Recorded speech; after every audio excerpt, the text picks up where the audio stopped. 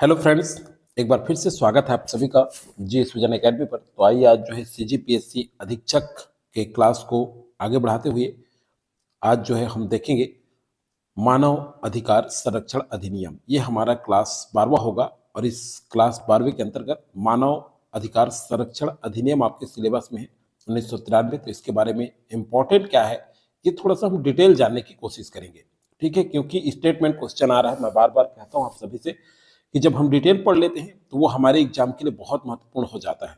MCQ हम बाद में देखेंगे। आपको आप कमेंट कर दीजिए, अगर इस तरह से डिटेल नहीं चाहिए तो कमेंट करके बता दें, फिर एमसीक्यू आएगा। और मुझे लगता है कि आप इस तरह से पढ़ लेंगे तो पूरा क्वेश्चन आपसे जरूर बनेंगे, आपको पता रहेगा कि क्या क्वेश्चन पूछा गया है। तो चलिए स्टार्ट करते हैं। और चैनल में फर्स्ट बार जुड़े होंगे, सबसे पहले चैनल को सब्सक्राइब कर लें, बेल आइकन में ऑल प्रेस कर लें। टेलीग्राम ज्वाइन नहीं किए तो डिस्क्रिप्शन के नीचे मैं लिंक दे दिया हूँ, टेलीग्राम आप जरूर ज्वाइन करें पीडीएफ पाने के लिए। तो यहाँ देखिए, ये भारत के गणराज्य के 44वें वर्ष में संसद द्वारा निम्नलिखित रूप से अधिनियमित हो, ठीक है। तो संक्षिप्त नाम, विस्तार और प्रारंभ। तो ये जो है इस अधिनियम का संक्षिप्त नाम है मानव अधिकार संरक्षण अधिनियम 1993। इसका विस्तार संपूर्ण भारत पर है। और ये प्रवृत्त कब हुआ ये इंपॉर्टेंट है, इसको टिक कर लीजिए, नोट डाउन कर लीजिए। यह 28 सितंबर 1993 को प्रवृत्त समझा जाएगा, ठीक है। तो ये क्वेश्चन बन सकते हैं। अब देखिए इसमें क्या क्या है परिभाषा के अंतर्गत। सशस्त्र बल, नौसेना, वायुसेना अभिप्रेत है।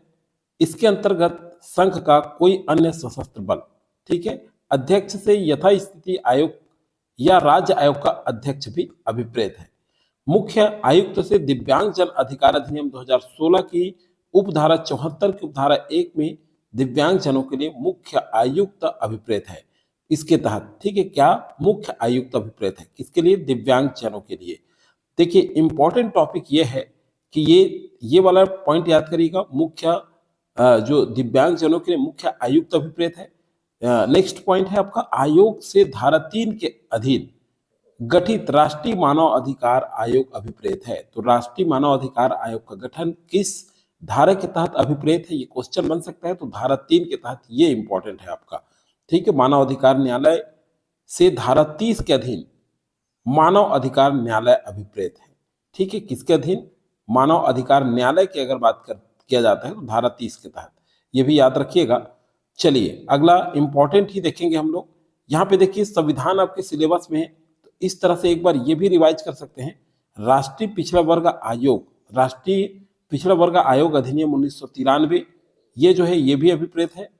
राष्ट्रीय पिछड़ा वर्ग आयोग अभिप्रेत है। राष्ट्रीय अल्पसंख्यक आयोग 1992, ये भी अभिप्रेत है। तो ये 93 और 92 ये याद रखिएगा। पिछड़ा वर्ग 1993, राष्ट्रीय अल्पसंख्यक 1992। संविधान की दृष्टिकोण से अगर क्वेश्चन पूछा जाता है तब की स्थिति में हम देख रहे हैं इसको।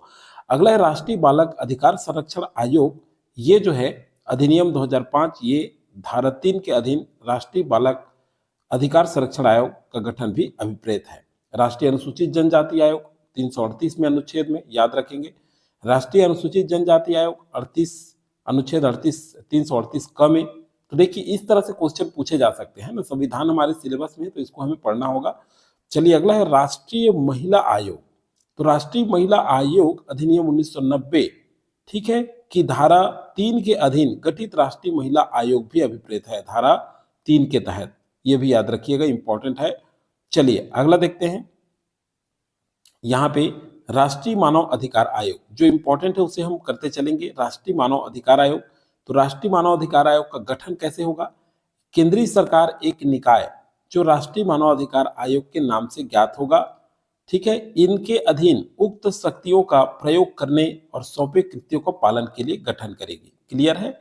चलिए आयोग निम्नलिखित से मिलकर के बनेगा। सबसे पहला ये है कि आयोग किससे मिलकर बनेगा, इससे क्वेश्चन पूछा जा सकता है। तो एक अध्यक्ष होगा जो कैसा होगा, उच्चतम न्यायालय की मुख्य न्यायमूर्ति रहा, ठीक है, रहा हो।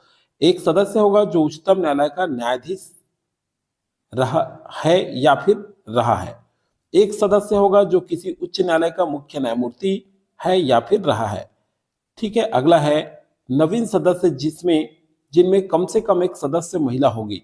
देखिए ये दिया है, सॉरी 3 सदस्य दिया है। क्या दिया? 3 सदस्य जिनमें से कम एक महिला सदस्य होगी, ठीक है। ऐसे व्यक्तियों से नियुक्त किए जाएंगे जिन्हें मानवाधिकारों से संबंधित विषयों का ज्ञान और व्यवहारिक अनुभव हो। तो देखिए ये अपने आप में बहुत इंपॉर्टेंट है।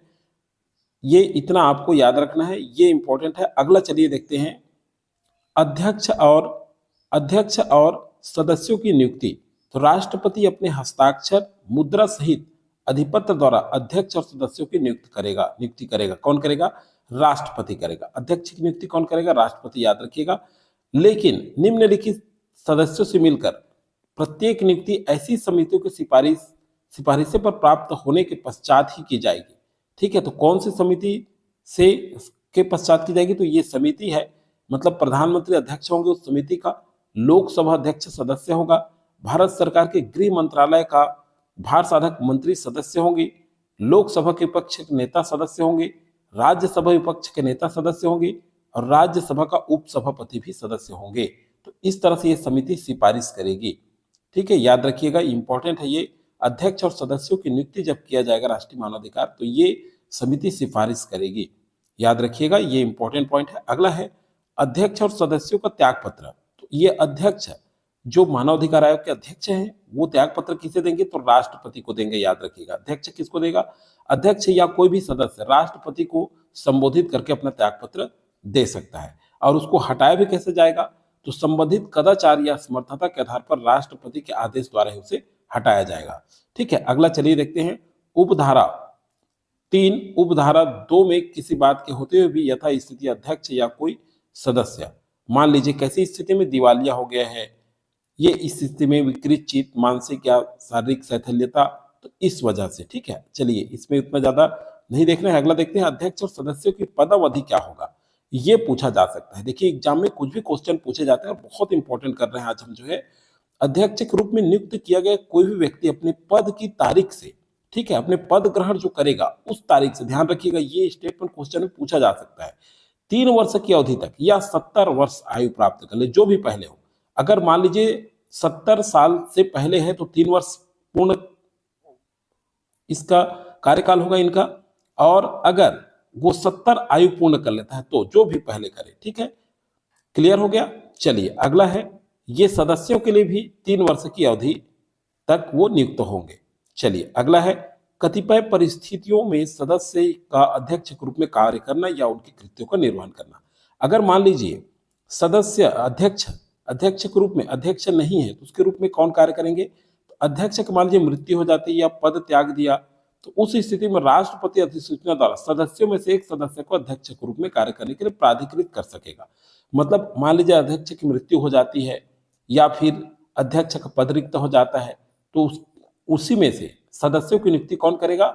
उसी सदस्य से राष्ट्रपति जो है अध्यक्ष की नियुक्ति करेगा, जब तक कि नए अध्यक्ष की नियुक्ति नहीं हो जाती है तब तक के लिए। ठीक है, तो ये पूछा जाता है। अगला क्वेश्चन है, अध्यक्ष और सदस्यों की सेवा के निर्बंधन और शर्तें। ठीक है, तो देखिए वेतन भत्ते निर्बंधन शर्तों की नियुक्ति के पश्चात के लिए अलाभकारी परिवर्तन किया जा सकेगा। ठीक है, चलिए अगला है, रिक्तियों आदि आयोग की कार्यवाहियों का अधिमान्य न होना। आयोग कोई कार्यवाही केवल इस आधार पर प्रश्नगत नहीं की जाएगी या अधिविमान्य नहीं होगी कि आयोग रिक्त है या गठन कोई त्रुटि है। ठीक है, इस स्थिति में अधिमान्य नहीं होगा। कोई गठन है, गठन जो है क्या है, त्रुटिवश, इस तरह से नहीं किया जा सकता। ठीक है, अगला है, प्रक्रिया आयोग द्वारा विनियमित किया जाना। ठीक है, तो आयोग का अधिवेशन ऐसे समय और स्थान पर होगा जो अध्यक्ष ठीक समझे।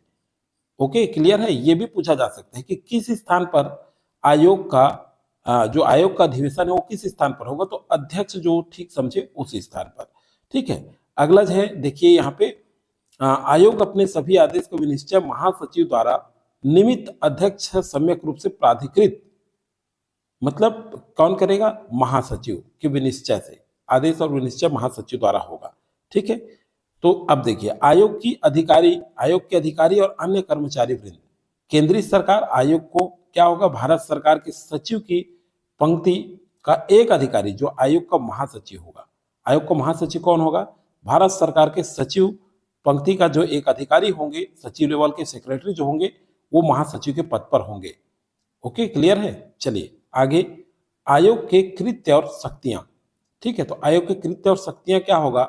तो ये देखिए, किसी पीड़ित व्यक्ति द्वारा या उच्च न्यायालय या उच्चतम न्यायालय को प्रस्तुत की गई अर्जी पर, जैसे मानव अधिकारों का किसी लोक सेवक के द्वारा अतिक्रमण या दुष्प्रेरण किए जाने की स्थिति में ये जो है इनको शक्ति प्राप्त होगा। ऐसे अतिक्रमण निवारण किसी लोक सेवक द्वारा उपेक्षा की गई हो, इस तरह से, ठीक है। या संविधान में मानव अधिकारों के संरक्षण के लिए या फिर पुनर्विलोकन करना उनकी जो उपबंधित रक्षोपायों पर, ठीक है। तो ये मतलब अगर मान लीजिए कुछ चीज हनन हो जाता है व्यक्ति का, चाहे मौलिक अधिकार को लेकर के रहे, तो इस संबंध में बताया गया है। आगे चलिए देखते हैं, यहां पर देखिए जांच से संबंधित शक्तियां भी है, ठीक है। तो जांच से संबंधित शक्तियां ये जो है किसके अधीन होगा, तो यहां पे देखिए पहला साक्ष्यों को समन करना, हाजिर करना, शपथ उनकी परीक्षा करना, किसी दस्तावेज को प्रकट करना, शपथ पत्रों का साक्ष्य भी जरूरत पड़ेगा, ठीक है। यहाँ पे देखिए कोई अन्य विषय जो विहित किए जाए, साक्ष्यों या दस्तावेजों की परीक्षा के लिए कमीशन निकालना, ठीक। तो ये जो है जांच से संबंधित शक्तियां हैं, इस विषय पर जांच किया जा सकता है। यहाँ लिखा है शक्तियां होंगी जो सिविल प्रक्रिया संहिता 1908, खैर इतना याद नहीं रखना है आपको, अधीन किसी वाद का विचारण करते समय सिविल न्यायालय को हो, ठीक है। तो सिविल न्यायालय को ये होगा, मतलब शक्ति जो होगा, आयोग को जो शक्ति है, ठीक है, जो शक्ति प्रदान किया गया है, जो सिविल न्यायालय को शक्ति रहता है उसी समकक्ष प्रदान किया गया, इस संबंध में वो जांच कर सकते हैं, ठीक है। मतलब ये परीक्षण कर सकते हैं इस तरह से। तो चलिए आज के वीडियो में फिलहाल इतना ही, और आगे और जो है राज्य आयोग भी होगा, ठीक है। आयोग के समक्ष राज्य आयोग का गठन जैसे हमारे छत्तीसगढ़ के संदर्भ में हम देखेंगे, तो इसके लिए अलग वीडियो चाहिए, जरूर आप कमेंट किया करें। तो चलिए आज के वीडियो में फिलहाल इतना ही। अब अगला जो है एमसीक्यू भी आपको कराया जाएगा जल्द ही कि किस तरह से क्वेश्चन पूछा जा सकता है।